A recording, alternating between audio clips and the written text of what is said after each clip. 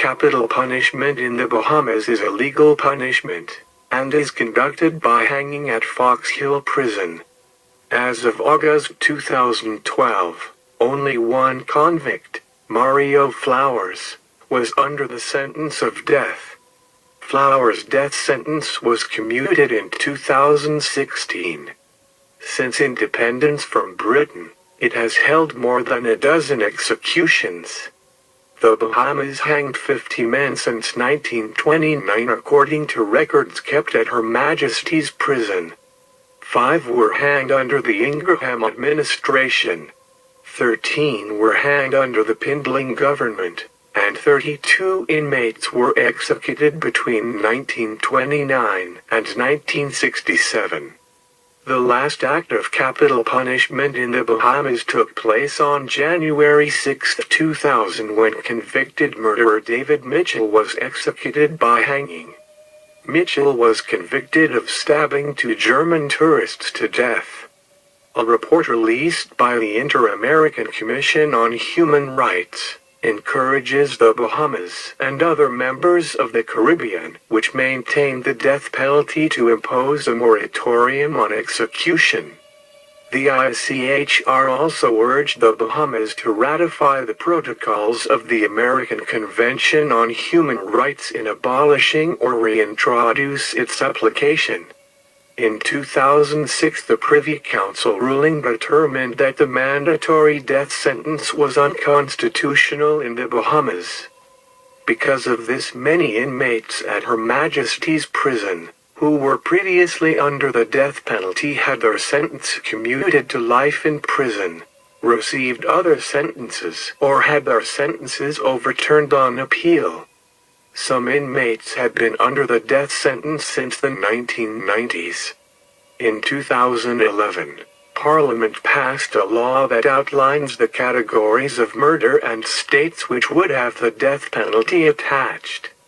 The Privy Council ruled that the worst cases of murder is carefully planned and carried out in furtherance of another crime, such as robbery, rape, drug smuggling, human struggling, kidnapping, preventing witnesses from testifying, serial killing, as well as the killing of innocents for the gratification of base desires. One of the Bahamas' scariest serial killers wasn't even Bahamian at all. He was only in the Bahamas on bumming around, when he said, "Voices from God started talking to him." He claimed later in court that the voices told him to kill Lucifer, the devil's angels. He went on to murder 3 randomly chosen people, in little over a month. In November 1973, the angels of Lucifer's serial killer came to the Bahamas on vacation. Micah Shobik was 19 years old, and from Milwaukee, Wisconsin. Shobik was not his original name. At some point before coming to the Bahamas, Shobik changed his name from James Michael Schaffner to Micah. Born in Milwaukee, Shobik grew up with his mother Juanita Spencer, a cleaner at a Milwaukee school, without knowing his father. Micaiah Shobik caught a viral disease when he was 2 years old, suffering permanent brain damage from it. As an adult, he began working as a handyman, dreaming of one day becoming a songwriter. In November 1973, the then 17-year-old moved to the Bahamas to bum around. Paul Howell was in his hotel room on Wednesday evening, on December 5, 1973. Police contend that he may have surprised burglars. Howell, a 50-year-old lawyer, was stabbed repeatedly in the chest and throat. Howell may have answered a knock at room door and was attacked instantly. At this point, there were no suspects. The murder was considered a one-off as police looked for an armed burglary suspect. Howell's body was released to his grieving family. By Sunday, December 9, 1973, Howell was back home in preparation for funeral services. January 18, 1974. Second victim Ervin Bernstein, an accountant from New Jersey. An employee of the Ministry of Fisheries made the grim discovery. On the morning of January 19, 1973, the body of Ervin Bernstein was found naked and bloodied on Yamacraw Beach, located in the eastern area of Nassau. He had been stabbed repeatedly.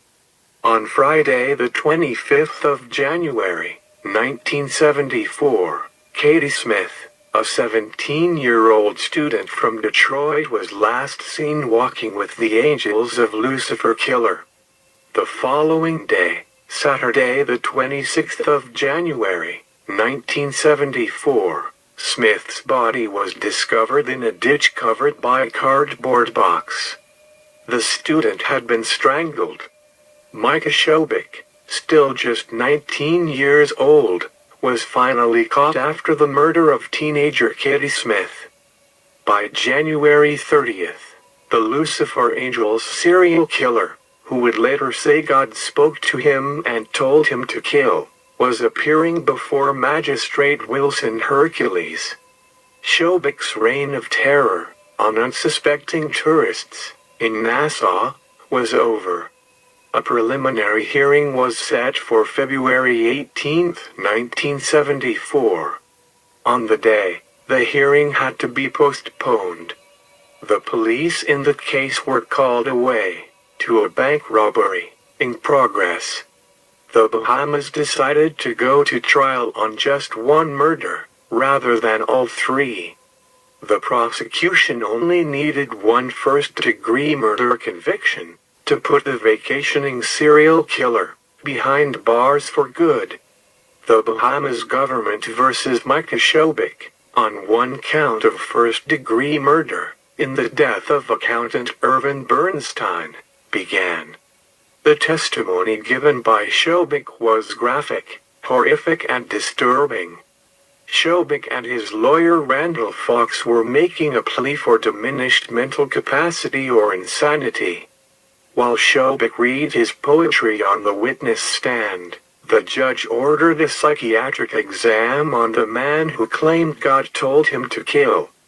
What was equally disturbing for police and the public at large was that evidence revealed Shobik had been traveling back and forth between the U.S. and the Bahamas for 2 years. Could there have been other murders committed by the young serial killer? Were there other bodies out there misattributed to other crimes? In May 1974, Shobik was sentenced to death for the murder of Ervin Bernstein.